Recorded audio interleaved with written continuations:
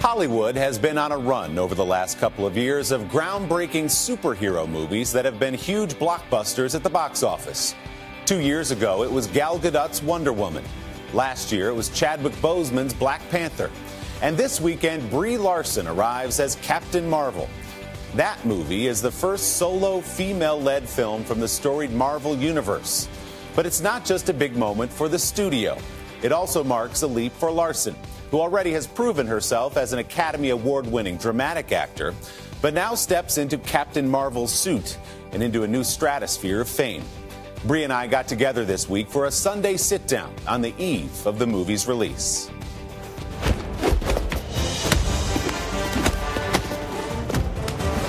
Brie Larson knew if she was going to play the most powerful superhero in the Marvel Universe, she had some work to do.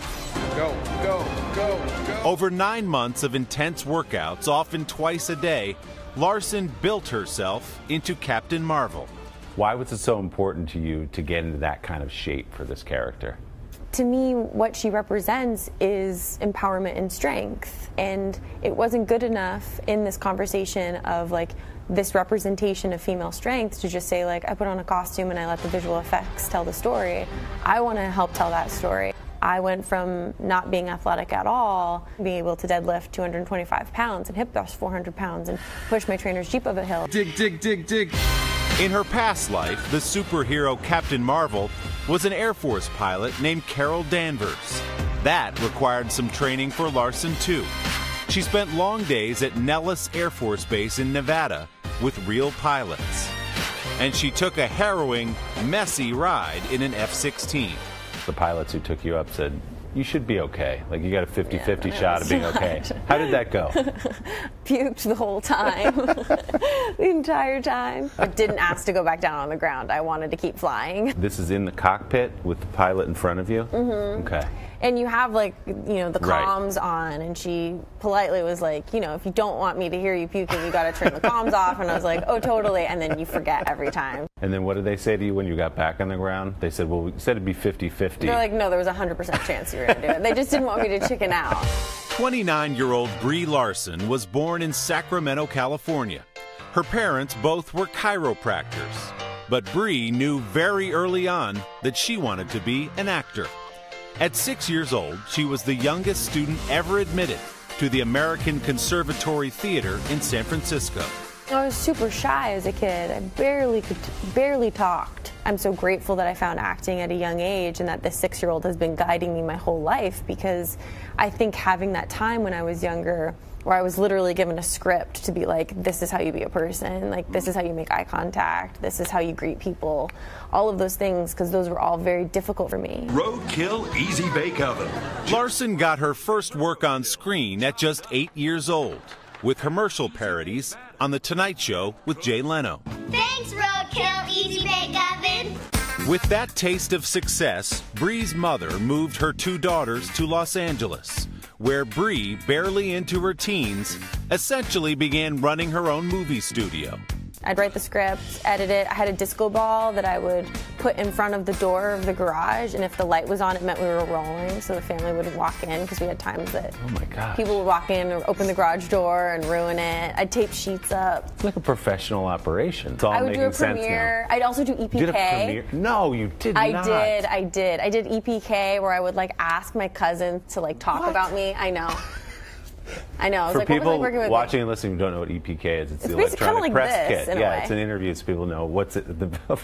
Yeah, the budget was around $20. Larson graduated from those garage productions to paying roles. In the romantic comedy 13 Going on 30. Nuh-uh, Tom, yours are great. And on the Showtime series United States of Terror. Princess Valhalla. So is it after that where you go, okay, I can actually do this for a living? Some people, they get to LA and they're like, I don't know if this is going to work. And I had a hard time getting work again, you know, and I've been broke a dozen times. Really, there's like large gaps of time of like 3 auditions a day still, you know. In 2013, Larson earned critical acclaim starring in the independent film Short Term 12. about a supervisor in a group home for troubled teens. I take good care of everyone. But 2015 was the year that changed her life. First, Larson played Amy Schumer's younger sister in the big box office hit Trainwreck. He's the perfect amount of nice that you deserve. Then came Room. This is our chance.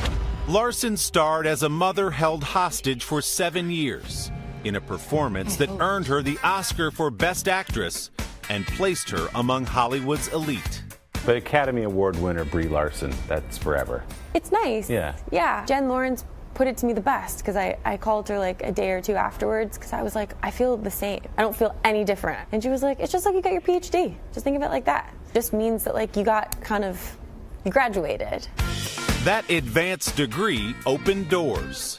In 2017, Larson starred in her first big-budget movie, playing a photojournalist in Kong Skull Island, which grossed more than $500 million worldwide. Larson's co-star in Kong was Samuel L. Jackson. The two became fast friends, and they're reunited in Captain Marvel.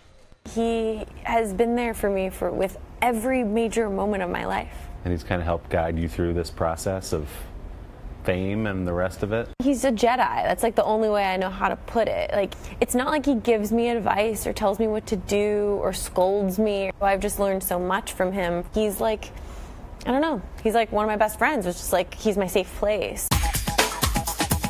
You've written and directed other films. What's on the horizon for you? What do you want to do that's out there that you haven't done? I want to climb the Tetons. Oh. I've been boulder climbing, so I want to do that. I want to go skydiving. Okay. I've been saying for like 4 years that I'm going to read Finnegan's Wake, and I haven't done it, so I need to do that. You've been busy. It's fair. Larson also would like to spend more time with her mushrooms. It turns out the glamorous movie star is really into mycology, the scientific study of fungi. Well, you've been studying mushrooms pretty closely. I understand. How's that going? It's been good. Yeah? Yeah, but I've just missed, there's like a festival that I usually go to. It's like my favorite thing, where there's, in wintertime is when the foraging really happens. And I've missed it the last couple of years because I've been working. Damn movies get in the way of your mushroom time. All these movies, yeah.